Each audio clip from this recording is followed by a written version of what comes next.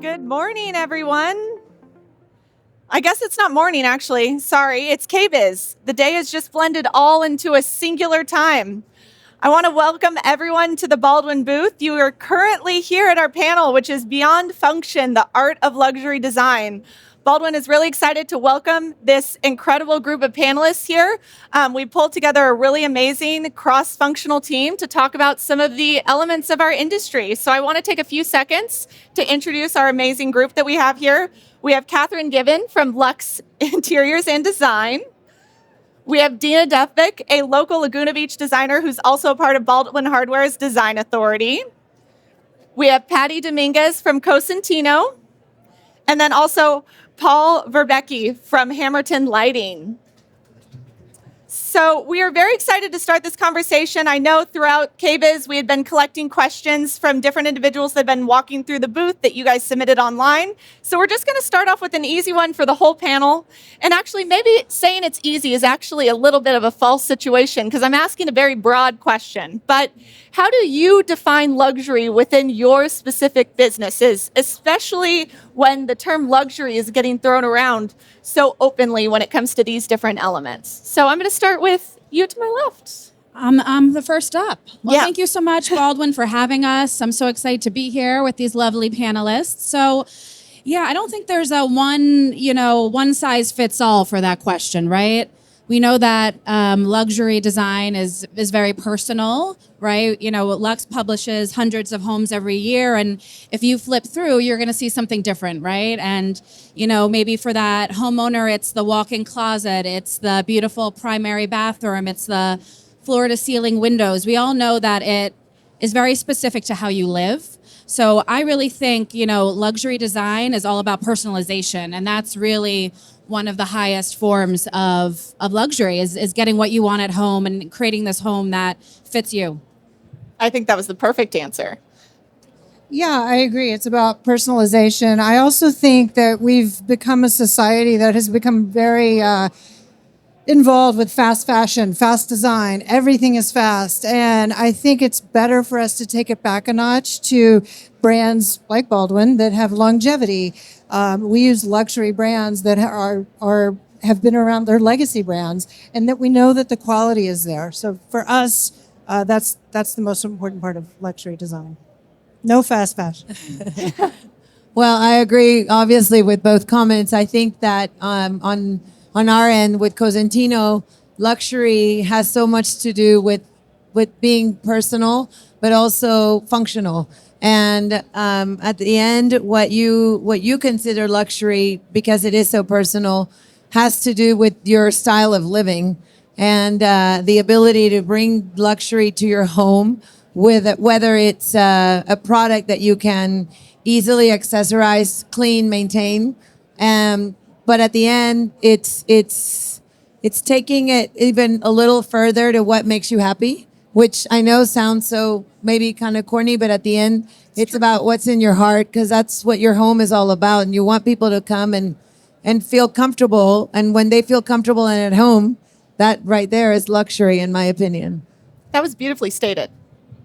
I'm at a wild disadvantage being at the very end of this line. So that and being the only guy up here. For me, I think actually really for luxury, over the last couple of years, I think the world's become really small. And your ability to find a lot of products very easily, I think people are kind of obsessed with that. And so it feels like you can always find what you want. For me, kind of the luxury is the ability to customize and actually find specifically that thing that you want and not sacrifice design, not sacrifice intent, because you just can't quite get it. But to be able to work with a manufacturer who can truly customize it and make it unique to you and to your space, I think that's ultimately the luxury. I think that was beautifully stated. Specifically coming from the Baldwin perspective, we really think of luxury being in the details. It's when you've focused on every small little detail to build something that really is meaningful for that end consumer. And I think between this group here, I think everyone really does specialize in it within their own right. I'm going to make it not be the full group of questions, so you won't be stuck at the end, I promise again. But let's move this towards Deana and Patty more in particular. Luxury design obviously has a level of involvement of delicate balance between aesthetics and functionality. Can you guys share instances, particularly within either your projects or products, that you guys blend that aesthetic and functionality pretty well? So recently we work a lot in the health and wellness space, and we recently completed a 20,000 square foot healing surgery center. And within that space, there was a fine line between creating something, well, one that had never been done before. It was something very unique. And although it was a commercial space, we wanted to bring in some of our trauma-informed design techniques that we use, like rounded ceilings and arches and curves, and then balance that also with the delicacy of the hardware and some of the things that we utilize to create a softness within our design, even though that was a more functional surgery center and something very specific, we were able to soften it through these very specific design approaches. I love that question because within our R&D department, one of the things that we really focus on is how do we bring products that fit, our mission, the ESG, the sustainability, that are functional and that you don't lose the aesthetic. And we go through that every day. And more than ever, we're very careful about bringing materials out that people are able to feel, again, luxurious, but at the end that fit your day-to-day need by having that functionality within your home space, but also within the healthcare space. Very, very focused on the fact that more than ever, we know when you're talking about healthcare, education, hospitality, we want things to look pretty, but you don't want to spend hours having to clean them. And that's, in our world, that's big, and that really is sort of the fundamental of our products. I think that makes sense. That was an incredibly beautiful testament, and I know that Baldwin similarly thinks about those things the way that Cosentino does, so it's very much appreciated. Now we're going to move on to trends. This is always a hot topic, especially when you're at a show just like this. So when it comes from trends versus timeliness in design, it's always a unique way to look at things. How does one approach incorporating design trends into their work while ensuring the final result maintains a timeless appeal, enduring that element of luxury? So I'm going to pass this specifically. We'll start with Catherine and then with Paul as well. Well, I know trends does get a little bit of a bad rep, right? It's a dirty word. And I've been on a lot of panels not calling out designers, and they say, I'm not influenced by trends, timeless design. But if you're in this industry, if you know what's happening in the design zeitgeist, you are influenced by trends, whether subconsciously or not. And you don't have to call it trends. You can call it, again, design zeitgeist or what's happening in the ether. But all of these companies, Baldwin, Cosentino, Hammerton, they're introducing new products constantly, and they are influenced by what's happening, around us. And I think whether you're a designer, whether you are a brand, that's a really important part of this industry, is being current and knowing what's out there. And, I don't think timeless design and trendy design, have to be a paradox. They can go together, certainly. And, you can get something, you can get hardware or, lighting for your kitchen that looks great now and can look good in 20 years. And that's really comes down to, I think, investing in quality product. So, I think trends, are important for this industry. I really do. And curious to get your take, but it's something that everyone, is really looking at. Yeah, you have to realize that even timeless design started off as a trend at one point or another. And I think what's actually really important is I think that there's shapes and forms that are timeless, and then there's finishes and colors that are trends. And I think the way that you incorporate this is you take timeless shapes and you incorporate different trends of materials, different trends of color, different trends of glass, in our case, being a lighting manufacturer. I think that's the way you do it. One of the things I think that's the most important, though, is that when you're manufacturing this product, that you don't kind of cut a corner. Using high quality materials, this is what will allow that trend to become a timeless thing. So in the case of Baldwin, you have something over there, the weight of quality, and you can kind of do that comparison. I think it's a wonderful analogy that you guys are kind of comparing. So the materials, the thickness, the gauge, the quality of glass, the artisans that actually make this thing, and avoiding kind of just stamping something out, but really focusing on the artisan quality and the time and talent it takes to make these timeless products and these on-trend products. I think that makes complete sense. And you did say that beautifully. There's a lot of these elements that we are all going to be influenced by throughout our time. And just because we're getting influenced now doesn't mean that it's not going to stand the test of time 20 plus years from now. So kind of moving forward, specifically for you, Deana, I want to talk about where do you draw inspiration in luxury design and how does that creative process unfold from ideation to execution? I know that's a bold, big question. I saw your eyes get very big, and I know that you talk very openly about your design process, and so I'd love to hear a little bit more about it. Sure. I could spend the rest of the panel talking about that. So it's I'm fortunate enough to live in Laguna Beach, California, which is pretty inspirational in and of itself. So just living in a place that is a luxury community, surrounded by the ocean, the beach, is pretty much all the inspiration I need. However, I travel a lot, and I gather a lot of inspiration from other architects, other designers. I also go back and forth to Sweden and Denmark. I love the Scandis' take on design, where they also draw a lot of inspiration and influence from nature and their surroundings. But at the core of it all, they're about quality and quality design. So I think those things. And being able to connect those dots globally with what's happening. I mean, you mentioned earlier that we live in a global world, and we're so connected in ways that we've never been before. So I think pulling on those different influences is really important. I think that was perfectly stated. We're going to get a little bit into some of the challenges facing the luxury industry. So this is going to be for Patty and Catherine. So what are the unique challenges that we are facing as we're looking at this industry? And since we're all here together as this cross-functional situation, let's talk about how we can work as a community to kind of face some of these elements. Go ahead, Patty. Well, I'm passionate about this because at the end, I think that, we do have a lot of challenges, but we can be so strong when we work together. And the brands and the design community and how we can all, at the end of the day, nothing is complete without the finishing touch. And I'm going to use the Baldwin because that was our conversation when we started talking about that moment when you're getting ready to leave your home and you do that one last little touch. And that last little touch is so important. And that's what Baldwin represents in some of the beautiful products that you have. But at the end, you can't have that last beautiful bow if you don't have the rest of it complete.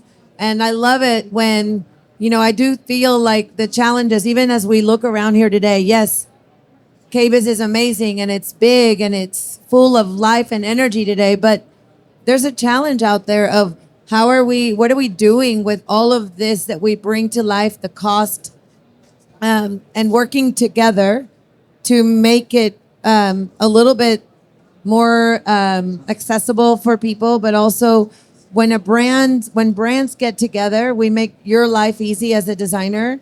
And I love competition because I think it's healthy. And I also love when brands find an opportunity to just work together and partner instead of everyone working in silos. And to me, that's one of the challenges we have. But I feel like more and more we're all trying to overcome that by just uniting more with brands, with the editors, and the amount of coverage and what you guys do for us is huge.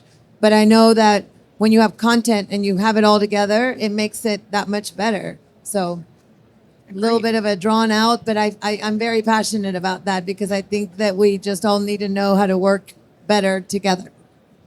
Wow, I love that. And I want to echo, I think just smart cross collaboration is really our future. And you really see this, I think, at KBIS in a great way, really, at booths, and the Cosentino booth. There's amazing partners that you guys have, and being able to showcase that all together is really special. But from a more editorial lens, I think we can all say customers today are pretty savvy. They know what they want, and I think at least our readers, they really want to hear the story behind what they're buying, right? They want to be informed. They want to know. So I think storytelling, done well is something I think that brands really should invest in. And I think partners I'm sitting, around right now do that really, really well. You can see, what we're surrounded by. But I think, storytelling and getting that across to customers, what your brand does, why they do it well, why, customers should be investing in what you do it's pretty important, I think, moving forward. So it'll be interesting to see what happens. I think that was beautifully stated. And I really do have to thank specifically everyone on this panel, because I do think that there is a level of collaboration that all of you guys have brought to Baldwin and to this industry. I'm fairly new to the home industry. It's been a few years, but the amount of open arms and the fact that all of us are wanting to work together to move all of this forward has been absolutely incredible. And I'm very thankful to be able to have these moments. And I think that this is the perfect opportunity to end with our last question, which is going to go for everyone. I'll start with you this time so that you don't get left for last. But given all of our diverse backgrounds on this panel, how do you see collaboration in the industry shaping the future of what you are doing more specifically within your company or within your business? And how can some of the people that are here at KBIS or around us be part of that journey and help success for you? So KBIS to us is, for me personally, is a fascinating kind of a trade show, whatever you want to call it, because it enables me to actually see what other people in the industry are actually doing. And when we talk about collaboration, I can't tell you how many times we've walked away with a new relationship, with a new vendor, with a new material. And as a lighting company, we kind of limited our scope initially, like it was steel and it was a light bulb. And now the use of organic materials, the use of stone, the use of tile, the use of fabrics and everything, and being able to kind of collaborate. One of the challenges that we have is that, we'll manufacture a light fixture and it's always like, well, we want it to coordinate, we want it to tie together. So being able to kind of work with other manufacturers to have finishes match one another, to have the quality match it. And so that the entire home feels seamless, really. So everything feels purposeful, everything feels intentional, and it feels cohesive. And I think places like KBIS are a wonderful opportunity for that collaboration to take place. I love that. Go for it, Patty. Well, I guess I said a lot already, but I do think that moving it even a little bit forward with that is the people that are here. Over the years, I've had the pleasure of experiencing that KBIS used to be a little bit more centric into the kitchen and bath industry. Designers that are here now, the talent that is here, you have people coming in that are developers, that are GCs, that are builders, that are in national type of accounts, and now even global. Mm-hmm. And when you put all of that together, I think it's amazing the opportunity that we have. And again, when the brands get that, you walk around all the brands, and like you said, it's not anymore just the light bulb and steel. It's not, you could have your brand here and we could have some of the hardware, but it's so much more beautiful when it's all put together and everyone finds a way to collaborate. I mean, we have probably 57 booths with our product, mm-hmm. and that alone is just an easy way for us to say thank you for wanting to have our product in your space, and it goes both ways. So I do think that is just a great, not only for the show, but in general, in showrooms and the way that, retail spaces are done today. Exactly. And I think you're right. Every single element of what we all bring and all of the different vendors here at KBIS is what makes a house a home, and it's what makes something really beautiful. So, Deana?